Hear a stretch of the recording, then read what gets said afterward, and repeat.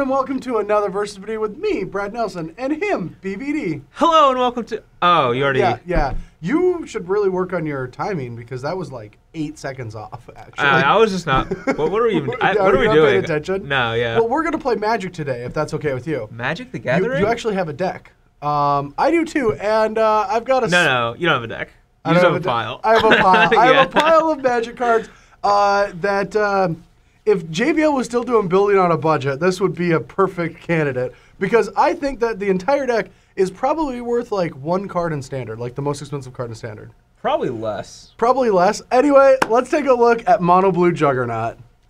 All right, so the reason I call it Juggernaut is because I'm literally playing Juggernaut. Is this 1996? Yeah, like, what? I know. What year are we in?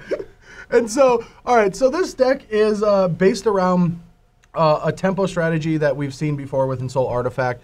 Very gimmicky deck, but I think there's enough pieces, along with enough tap lands in my opponent's decks, that this strategy could actually work.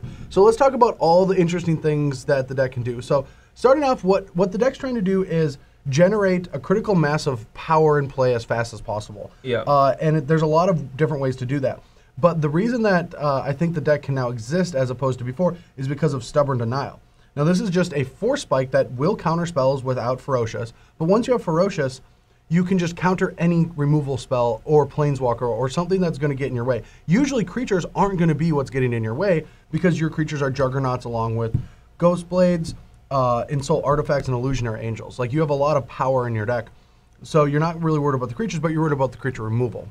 And this is the big addition. But how the deck tries to operate is you have Springleaf Drum. All right, let's just go through all the different iterations, actually, just so they get a feel of what's going to happen. Okay. So one of the most obvious ones is turn 1 Springleaf Drum, turn 2 cast Ornithopter, tap it with Springleaf Drum, play Illusionary Angel. That's a turn 2 4/4. One of the other big combinations this deck can do is turn 1 Ornithopter, Springleaf Drum, Island, Draka Mystic, because you tap the Ornithopter on that and play Mystic. The next turn, if you have another land, you have access to 3 mana, but you also start getting your card advantage on it. Now, the reason that Draka Mystic's in this deck is because you want the filtering. You want to get more cards faster. Like, all your cards are cheap and powerful, and you're going to hopefully put your opponent on the back foot immediately. Yeah, so if you use Dacro Mystic and it's like an Illusory Angel versus their Nissa, it doesn't matter if they draw their Nissa if you're going to, like... hit them multiple times with this. Yeah, before they get there or whatever. Yeah, and when you have a land and they have a spell, it goes to the graveyard. When they have a land and you have a spell, you just take it and let them have all their lands they want, because a lot of them are coming into play tap. They're behind. Another one of the powerful draws that I've seen this deck do is turn 1 Mystic, turn 2 Chief Engineer. Now, I understand the Chief Engineer is like a card that like we should have talked about that. I've had a lot of people that are like, what the hell is that card doing here? I didn't realize they reprinted Maritime Guard. I know, right? Yeah.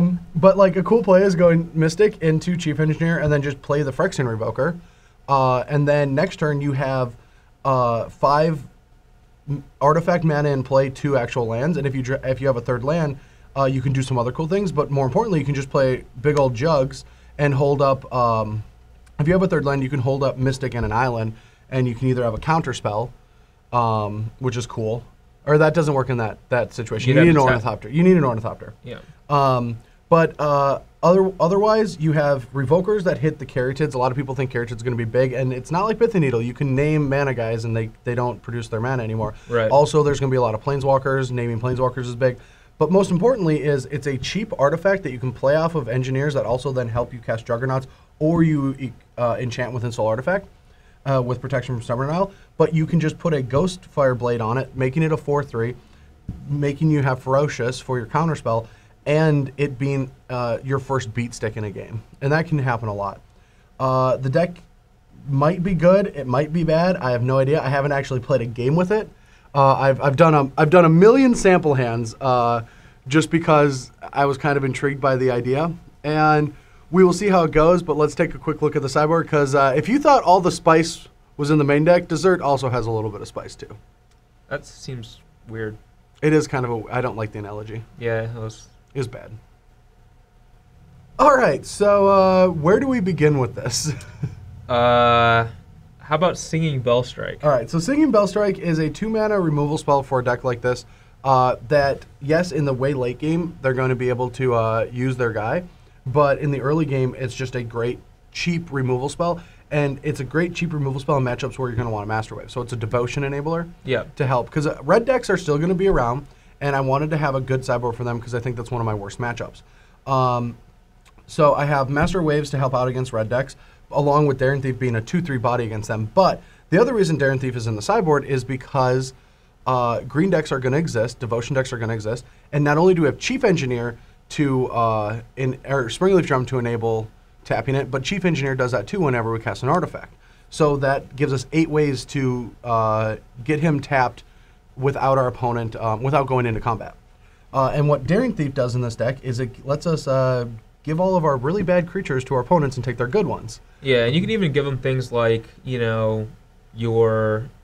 if they have like an artifact, you can give them a Springleaf Drum. Or, yeah, I mean, if they have that. Well, and speaking of that, there is one big creature in this format that is an enchantment called Courser Crufix. And one of the cool things you can do with this deck is you can like tap down an Elvish Mystic early in the game or another creature with a Singing Bellstrike, and then give them control of this and take their Courser. Yeah. And this it doesn't matter if they control it, their guys still tap. Yeah, same with our Insult Artifacts as well. We can give them Insult Artifact, but the really cool thing about giving them Insult Artifact for Courser is then if it's on a Darksteel Citadel, they can't Banishing Light it.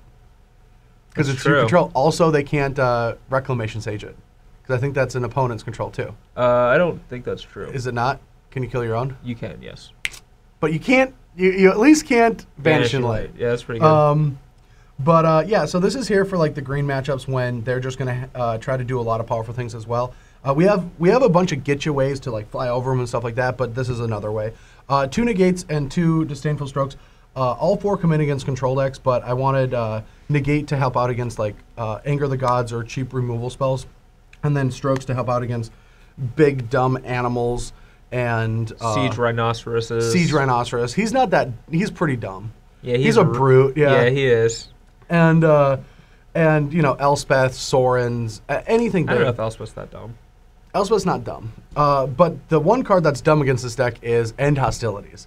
Because not only does it kill our, even if we're like enchanted onto a Darksteel Citadel, it kills it, and it kills all our Ghost Blade that are equipped too. Yeah, because it just kills everything on attached to creatures. Yeah. So that is a tough card to beat for a deck like this. Yeah. But we'll see what happens.